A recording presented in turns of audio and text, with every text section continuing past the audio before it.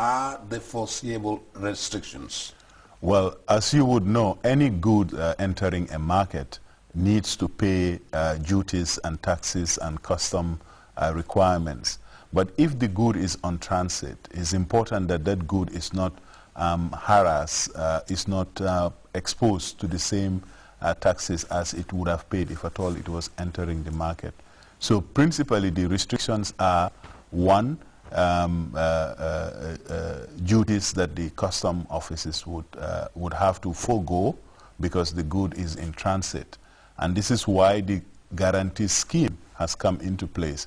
What the guarantee is doing is like an agreement between GCCI, which is the designated institution for the Gambia, to guarantee to the custom officials and custom authority that the goods, as promised, would be transited through Gambia to their final destination without any pilfering or any exposure of those goods into the national market. So the guarantee is in place to make sure that whatever revenue the GRA forgoes is not wasted, because what would happen is that the port of Banjul will become extremely attractive to a lot of importers who would know that once their goods get to Banjul, it can get to a third destination very quickly. You are the guarantor, GCCI. Yeah. What does your role, what is your role? Mm-hmm. Where do you come in guaranteeing this process? Yes. From the protocol, there is a requirement for the national authority, that is the Gambia government, to designate a guarantor of the scheme. It can be a private company or private institution, or in the case of a lot of the other countries, the chambers of commerce, because they are the ones who are encouraging and trying to formalize as many businesses as possible.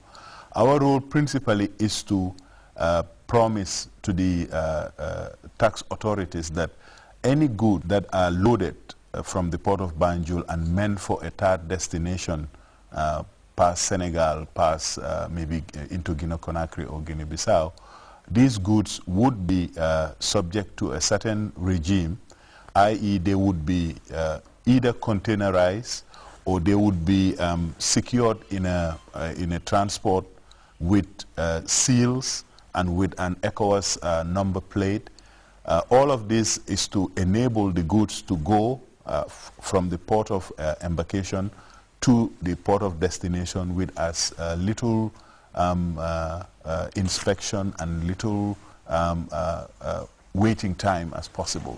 So our role is, one, to ensure that this paraphernalia is available, that is the ECOWAS number plate, the seals, to make sure that when the goods are being put on board a transport, the stakeholders in the process, that is the GRA itself, the Gambia Ports Authority, the security agencies, and GCCI as the national guarantor, and the Ministry of Trade and Regional Integration.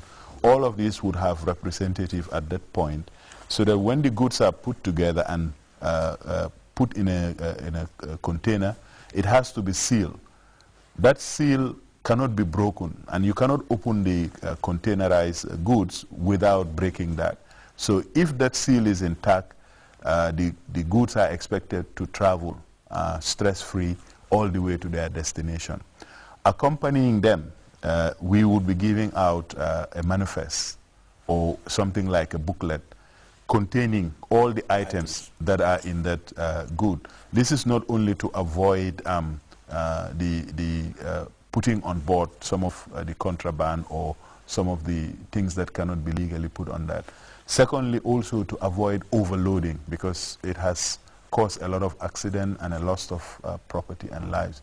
So as a guarantor of the scheme, this is principally our responsibility to, one, provide the ECOWAS number plates, to provide the seals, and to provide the platform where all the stakeholders in the transit business would be there, and they would be able to verify, so that our port in Banjul continues to be competitive, so that when you come in, within 24 hours, you can have your goods on their way to their final destination. In a world where IT plays a predominantly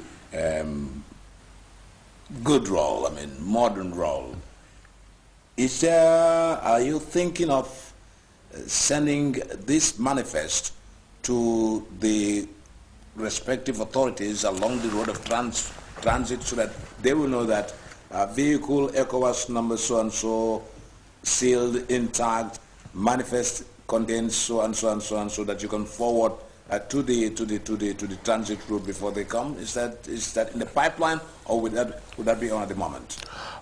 This is in the pipeline, and I think you are absolutely right. Technology has come to aid development, and we intend at the level of the GCCI to use it, because all participants within the scheme are going to be registered, and they would be on a database that would be shared with all concerned and interested authorities, from the security to the revenue authority people.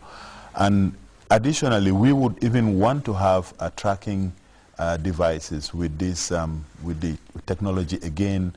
Wherever you are, you have the GPS helping you, because if you see a vehicle that is moving and then all of a sudden is standing for like 1 hour, you may begin to say, well, is it offloading something or is it carrying something on board?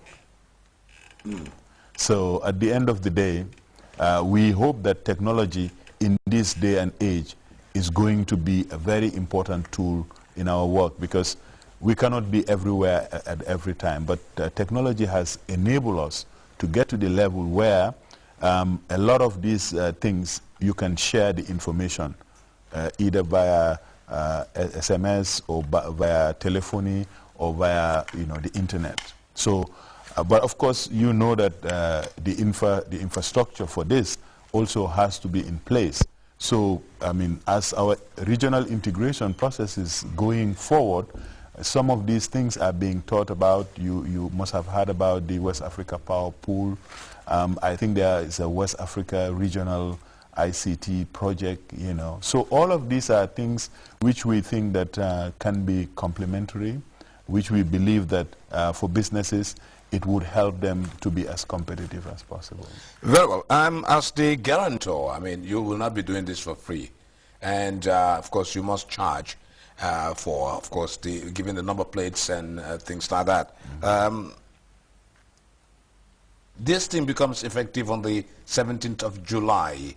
And you have been blowing trumpets to make people aware that this is what is going to happen. This is so.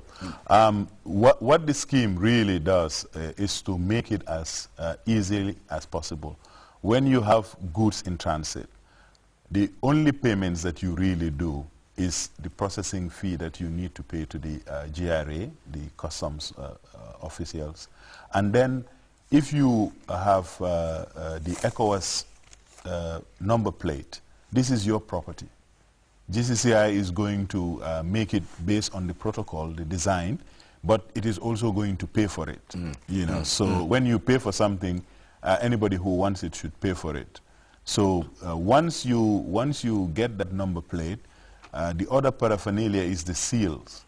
So whenever you are embarking on a transaction, you have to pay for the seals and for the manifest book or the booklet that is also required by the protocol.